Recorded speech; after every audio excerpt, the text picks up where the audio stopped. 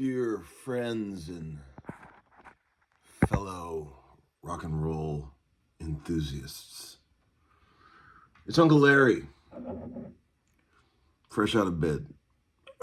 L&M Engineering Cup, great swag. These guys got the best swag.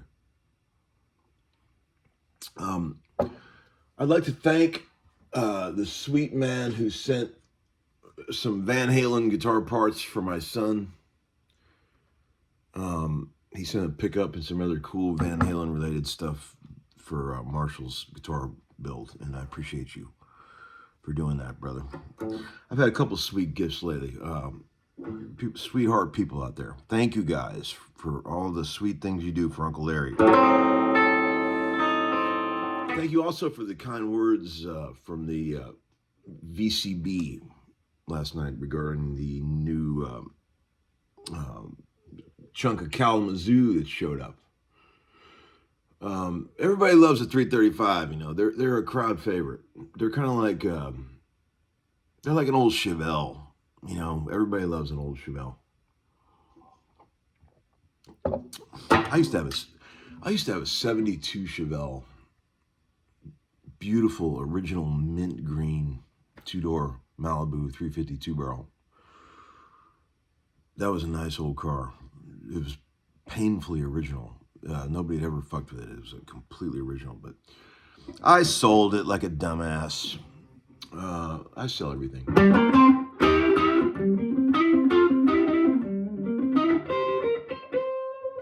So, a million questions in the VCB last night. Let's see a couple here. One guy said, some nice 145 pentatonic.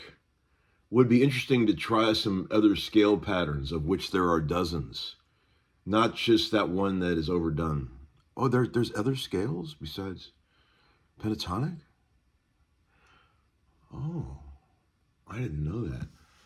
I wrote back, I said, the reason I was even able to afford that guitar is because I don't do that. See, that's the thing. Look,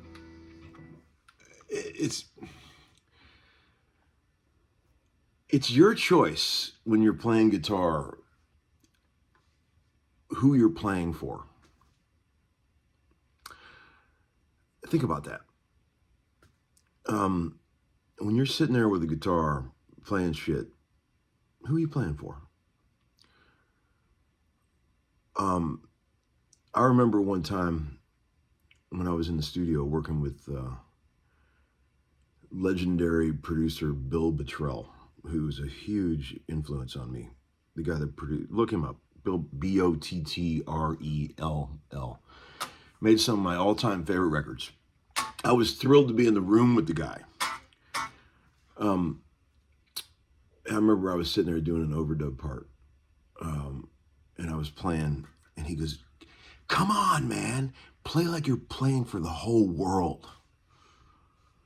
And that moment shook me.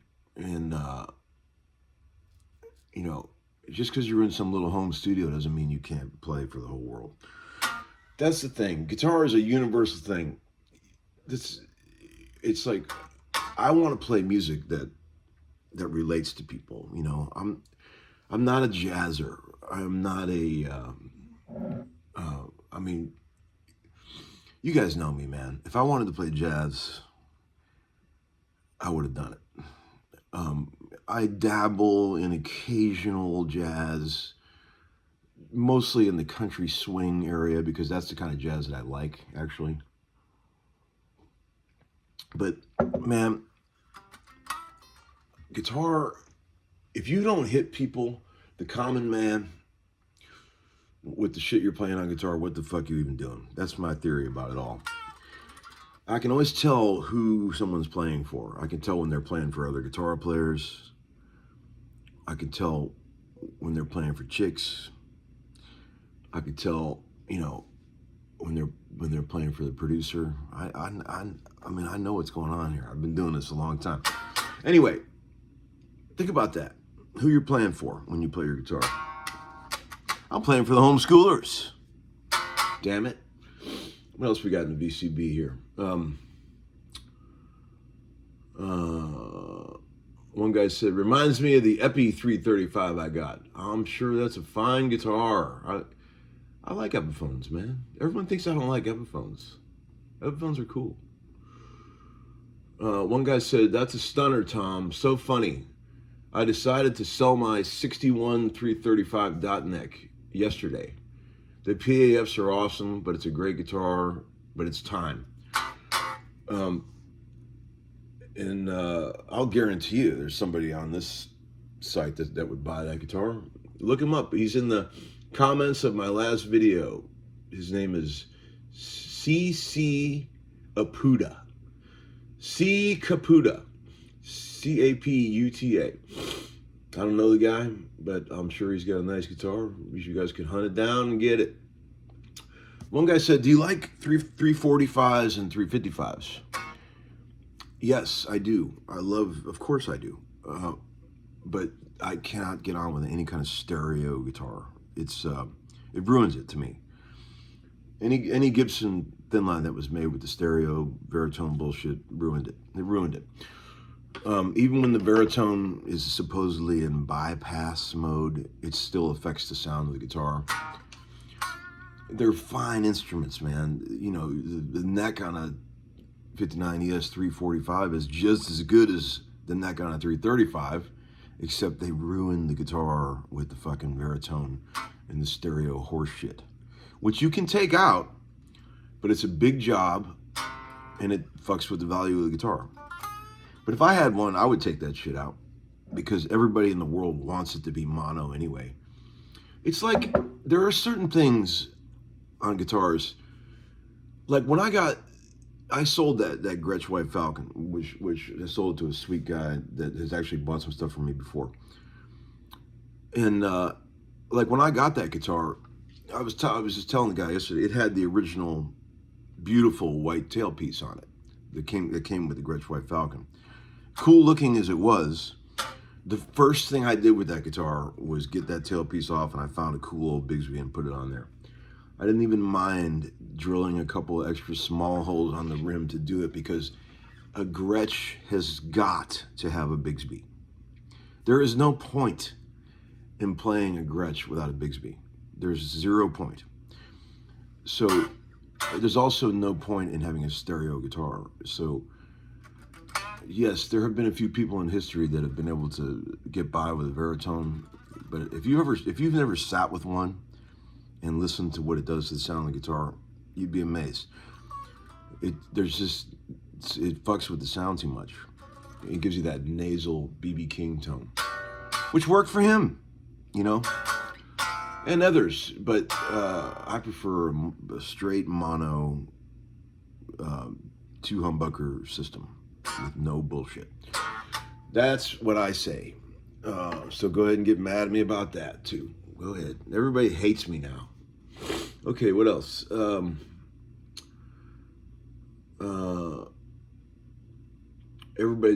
are very excited about the Brett Papa thing, and so am I. God, I mean, it's gonna be crazy to see my crude, hillbilly, fucking low rent horse shit actually done professionally, like with real cameras and real graphics and things. I can't wait. It should be interesting. It'll be quite a shock from the trailer park horse shit I've been feeding you guys for the last 5 years. But man, Brett has a way of really getting stuff out of me. Like you know, I would just sit and play stuff, and he's like, whoa. You know, that thing that you just pissed out, what the fuck was that? And he was able to get me to slow down and very carefully explain exactly what's going on. Because like a lot of what I do is instinctual, you know. I think that goes from a lot of guitar players. I don't really think about it a lot. I just kind of do it. And it seems so natural to me, but like to someone that doesn't know what's happening, they have to see it slow. And I think we got a lot of that on this video, and covered a lot of styles. It's gonna be cool, man. I definitely think that my main concern the whole time was that if somebody's going to pay the money for the subscription, I want it to be fucking worth it. I want them to be able to get a shit ton out of it. And I can promise you, I mean, you're going to get something out of it. If you like the way I play, I mean, some people hate the way I play, but if you want to play some shit like I play, I'll show it to you. Okay, let's see. Let's do one more. Oh, I got some fun stuff for you today. Check it out. I don't want to get too long. But a million people asked, how does the 50, they always call it the burst killer, the 59 335. So they want to hear it next to the burst. So I thought, well, even with my Tweed Deluxe and an iPhone, we could at least get an idea, right? So I'll play a little bit on this guitar, bridge pickup. I'll play that 335, and then I'll go to the neck, and you tell me, okay? So see if it's a burst killer. Here's the neck pick or bridge pickup on this. You know what I should do? Is put this stuff in the way, and then play both guitars, and you guys tell me which one sounds good, because everyone listens with their eyes. We all know that. Maybe I'll do that. Should I do that? Fuck it. I'll just show you what I'm playing, because then you can listen with your eyes and make your visual decisions. Here we go.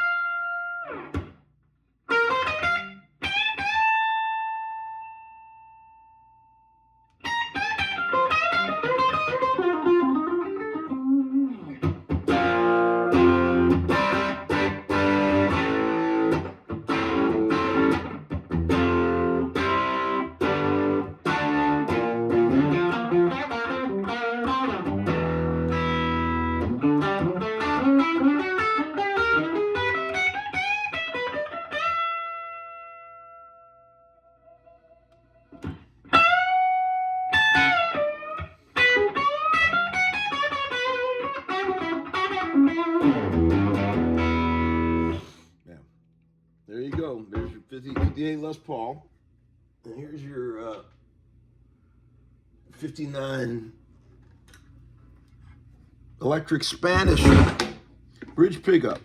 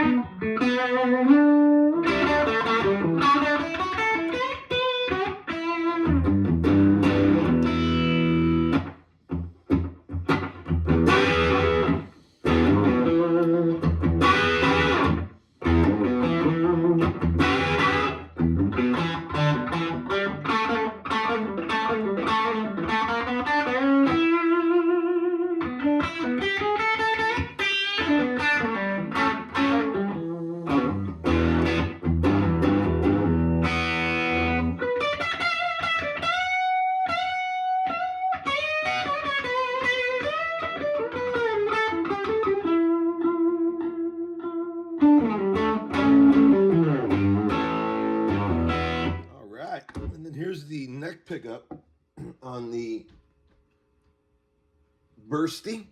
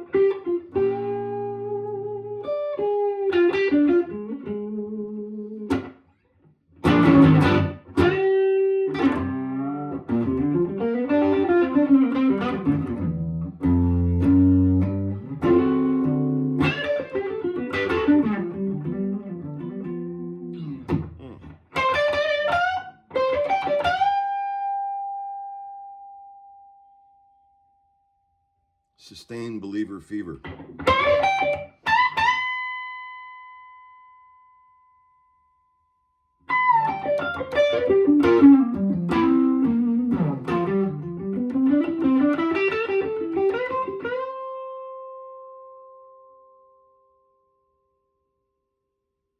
I just don't want to die.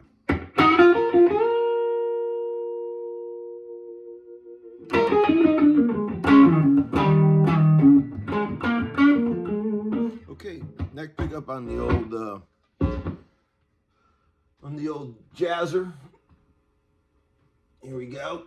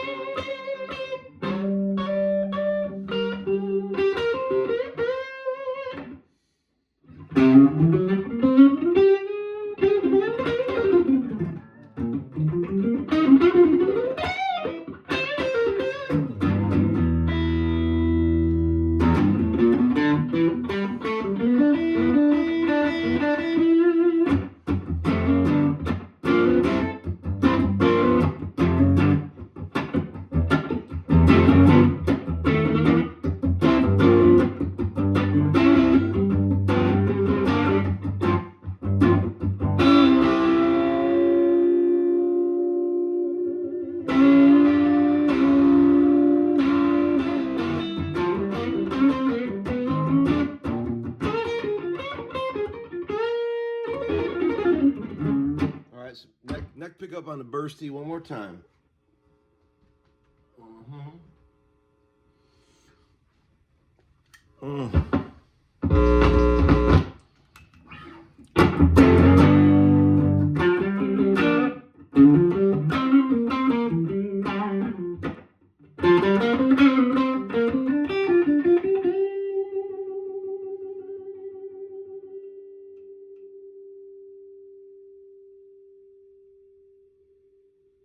That's not feedback, that's sustain.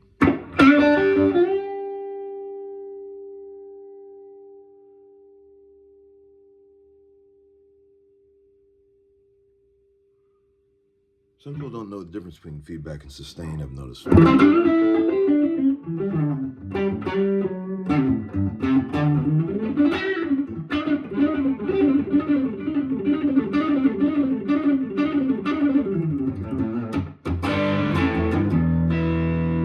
Man, it's amazing. The difference, what I pick up on is just solid body versus hollow body. I mean, they both are fucking rad sounding. I mean, I'm just hearing solid body and hollow body. To me, that's what's going on in my head. But here's the bridge pickup one more time, and then we'll hang up, and you guys can fight about it all you want. Here we go.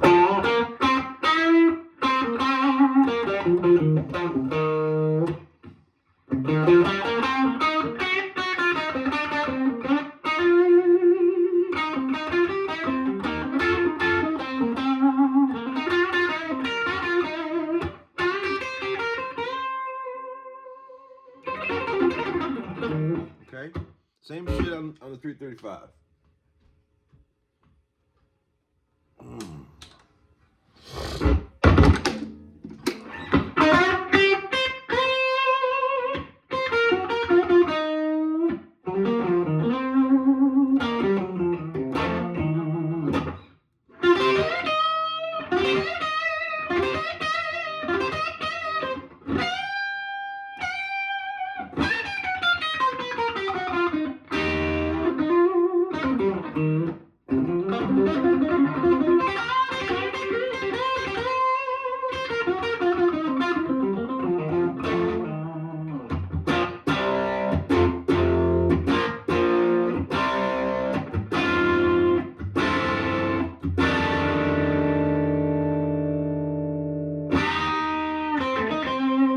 might as well do a real quick middle sound check out too, and then I'll hang up. Here's middle.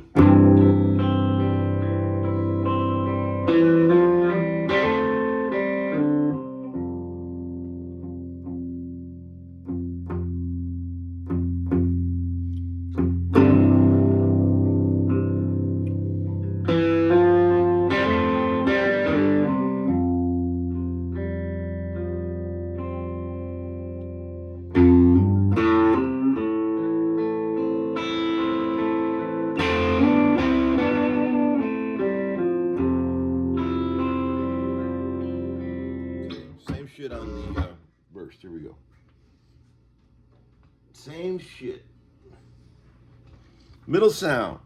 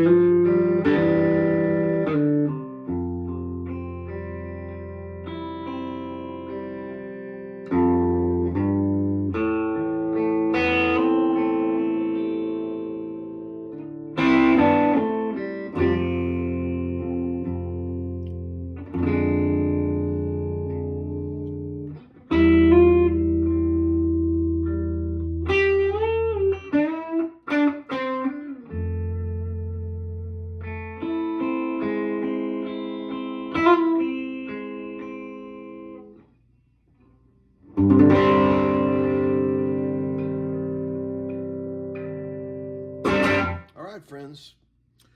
Have a good day. I will talk to you. I'm off to a session, and I hope you guys have fun today. Uncle Larry, over and out.